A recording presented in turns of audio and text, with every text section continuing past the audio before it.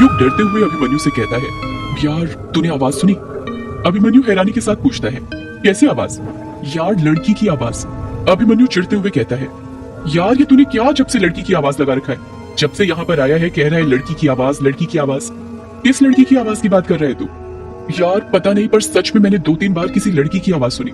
लगता है तेरे कान कुछ ज्यादा ही बज रहे हैं। ये बता, तू रास्ते भर कान में हेडफोन डालकर गाने सुनते हुए आया है ना? हाँ, पर ये बात तुझे कैसे पता? यार तभी तो तुझे आवाज सुनाई दे रही है। होता क्या है ना, जब भी हम 3-4 घंटे तक लगातार गाने सुनते हैं तो उनके बोल हमें याद रह जाते हैं और वही बोल हमारे कानों में गूंजने लग जाते हैं। यार पर युग कुछ बोल पाता उससे पहले ही अभिमन्यु कहता है, परवर छोड़, जब से कह रहा था ग्रेवयार्ड कोठी जाना है और जब ताला खुल गया तो बाहर खड़ा हुआ है। कोई शुभ मुहूर्त का इंतजार कर रहा है क्या, या फिर किसी का इंतजार कर रहा है कि कोई आएगा और तेरा गृह प्रवेश करवाएगा? युग अभिमन्यु की बात का कुछ जवाब नहीं देता है और कोठी के अंदर घुस जाता है। कोठी के अंदर लाइट नहीं थी, हर तरफ अंधेरा ही अंधेरा था। इतना अंधेरा कि कहीं कुछ दिखाई नहीं दे रहा था। अभिमन्यु कोठी के अंदर घुसते हुए कहता है, यार यहाँ पर तो बहुत अंधेरा है, ऐसा लग रहा है जैसे किसी अंधेरी नगरी में आ गए हो। युग अपने मोबाइल का टॉर्च ऑन कर लेता है। अपना बचपन कोठी में गुजारने के कारण युग को पता था कि लाइट का स्विच कहाँ पर है। कुछ ही देर में युग को लाइट का स्विच मिल जाता है और वो जैसे ही स्विच दबाता है कोठी के अंदर चारों तरफ उजाला हो जाता है। कोठी रोशनी से जगमगा उठती है। अभिमन्यु हेलोजन के बल्ब को देखते हुए कहता है, यार तूने एक चीज नोटिस की? युग हैरानी के साथ पूछता है, कौन सी चीज? यही यार कि ये कोठी 13 सालों से बंद थी, पर तू खुद देख, लाइट का कनेक्शन अभी तक काम कर रहा है। ऐसा कैसे हो सकता है? युग कुछ सोचते हुए कहता है, हो सकता है लाइट का कनेक्शन बिजली विभाग वालों ने काटा ही ना हो। अभिमन्यु फटाक से पूछता है, और वो क्यों?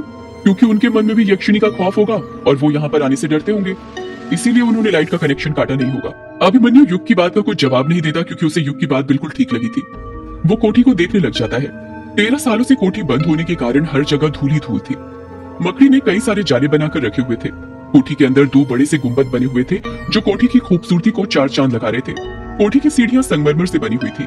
हॉल में बर्माटिक और बेल्जियम के बड़े बड़े झूमर थे। कोठी का फर्नीचर मोहगनी की लकड़ी का था। दीवारों पर कई कलाकृतियां बनी हुई थी जिसकी सजावट के लिए तलवारें, रस्सी, कुल्हाड़ी, अलग अलग चीजें टंगी हुई थी जो काफी पुराने जमाने की थी। उन पुरानी चीजों को देखकर ऐसा लगता था कि हर एक चीज के पीछे कोई न कोई कहानी छिपी हुई थी। अभिमन्यु कोठी के चारों तरफ अपनी नजरें घुमाते हुए कहता है, यार ये ग्रेवयार्ड कोठी अंदर से तो बहुत शानदार है। इतनी पुरानी इमारत है पर देखकर ऐसा लगता है कि जैसे अभी 1-2 साल पहले ही बनाई गई हो। कुछ भी बोलो, ये अंग्रेज लोग काम एकदम बढ़िया करते हैं, इतना बढ़िया कि सालों साल तक चले। मेरे तो समझ में नहीं आ रहा कि तेरे रिश्तेदारों ने इतनी अच्छी कोठी इतने सालों से बंद क्यों रखी थी। युग अभिमन्यु के सवाल का कुछ जवाब नहीं देता है। वो गौर से कोठी का कोना कोना देख रहा था। उसे देखकर ऐसा लग रहा था कि कोठी को देखकर उसके बचपन की यादें ताजा हो गई हो। अभिमन्यु अपनी बात को आगे जारी रखते हुए कहता है, यार इस कोठी की भी बड़ी बेकार किस्मत है। 1-2 हफ्ते बाद अपने वेकेशन खत्म करके तू यहाँ से चला जाएगा और फिर से इतनी प्यारी कोठी बंद हो जाएगी। मैं कहाँ जाऊंगा? अभिमन्यु फटाक से कहता है, अपने शहर बेंगलोर जहाँ पर तू रहता है। और कहाँ पर जाएगा? तू यहाँ पर अपनी छुट्टियां ही बिताने आया है ना? शहर से मन भर गया होगा तो। युग उदास चेहरा बनाते हुए कहता है, मैंने बेंगलोर छोड़ दिया है और अब मैं कहीं नहीं जाऊंगा, हमेशा यहीं पर रहूंगा। अभिमन्यु अपनी आंखें फाड़ते हुए कहता है, क्या कहा तूने? बेंगलोर छोड़ दिया है? पर क्यों? तू तो बेंगलोर में सेटल हो गया था ना? अंकल जी के शांत हो जाने के बाद 13 सालों से वहीं पर तो रह रहा है तू। तो अब ऐसा क्या हो गया कि तू अपना सब कुछ छोड़कर वापस अपने गाँव आ गया? तुझे पता है ना, गांव की जिंदगी शहर की जिंदगी से बहुत अलग होती है और ये बंगला मुड़ा गांव है। यहाँ पर नेसेसरी चीज भी मुश्किल से मिलती है। हाँ पता है मुझे, पर मैंने फैसला कर लिया है, चाहे कुछ भी हो जाए, पर अब मैं हमेशा यहीं पर रहूंगा। पर क्यों? आखिर शहर में तेरे साथ ऐसा क्या हुआ कि तू अपना सब कुछ छोड़कर गाँव में रहने आ गया? यार अभिमन्यु देख, अभी ना मेरा तुझे कुछ भी बताने का बिल्कुल मूड नहीं है। मेरा सिर बहुत तेज दर्द हो रहा है। लंबा सफर करने के कारण नींद भी बहुत आ रही है, इसलिए सोने दे मुझे। मैं तुझे सुबह सब कुछ बताता हूँ ना। अभिमन्यु युग की हालत समझ जाता है और उदास चेहरा बनाते हुए कहता है, हाँ चल ठीक है, पर तू सोएगा कहाँ? कोठी में तो सब जगह धूल जमी हुई है, इतनी धूल पर सोएगा क्या? अभिमन्यु ने डाइनिंग टेबल पर फूंक मारते हुए कहा। युग अपने आसपास देखते हुए कहता है, लगता है कल सुबह उठकर सबसे पहले सफाई करनी पड़ेगी। खैर, रात गुजारने के लिए मेरे बैग में 2 ब्लैंकेट रखे हुए हैं, एक तू ले ले, एक मैं ले लेता हूँ, वही बिछाकर सो जाएंगे, फिर सुबह कुछ ना कुछ तो कर ही लेंगे। हाँ ठीक है। युग अपने बैग में से ब्लैंकेट निकालता है और दोनों उसे बिछाकर उस पर सो जाते हैं। चांदनी रात थी और युग एक लड़की के साथ नदी के किनारे बैठा हुआ था। छोटी छोटी लहरें बार बार उन दोनों के पैरों को स्पर्श कर रही थी।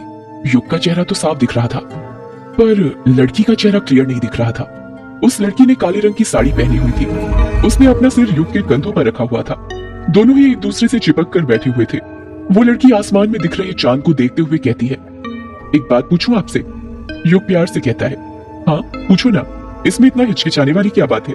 आप मुझे भूलोगे तो नहीं ना? युग बड़े प्यार से बोलता है। तुम भूलने वाली चीज थोड़ी हो जो मैं तुम्हें भूलूंगा। तुम तो वो हो जिसे मैं जिंदगी भर अपने पास रखना चाहता हूँ, अपनी बाहों में भरकर। इतना कहकर युग उस लड़की की कमर पर हाथ रखता है और उसे अपने सीने से सटा लेता है।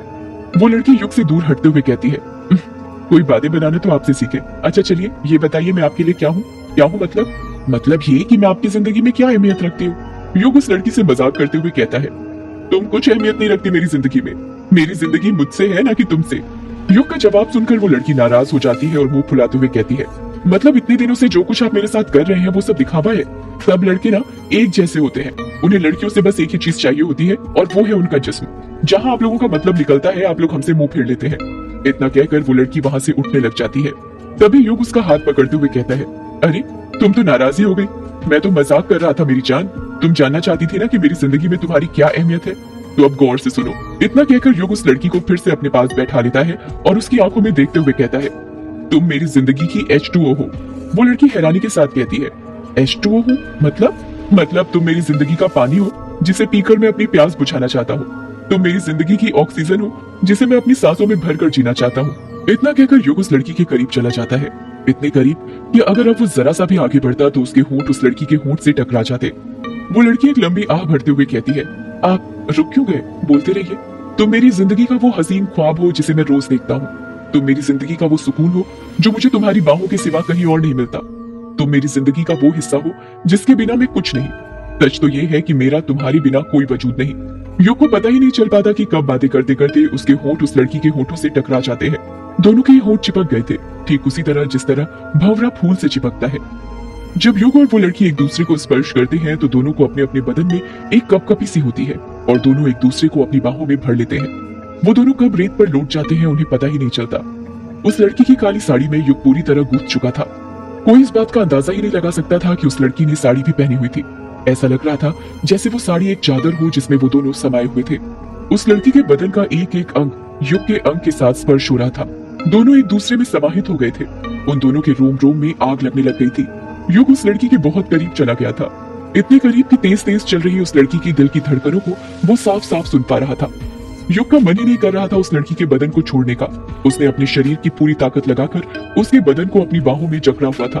वो लड़की बड़ी हिम्मत से अपने हाथ छुड़ाते हुए युग को रेत पर लिटाती है और एक एक करके उसके शर्ट के बटन खोलने लग जाती है।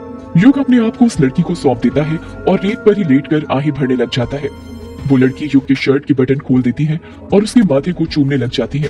वो लड़की युग के माथे को चूमते हुए कहती है, आप मुझे भूलोगे तो नहीं ना? युग धीरे से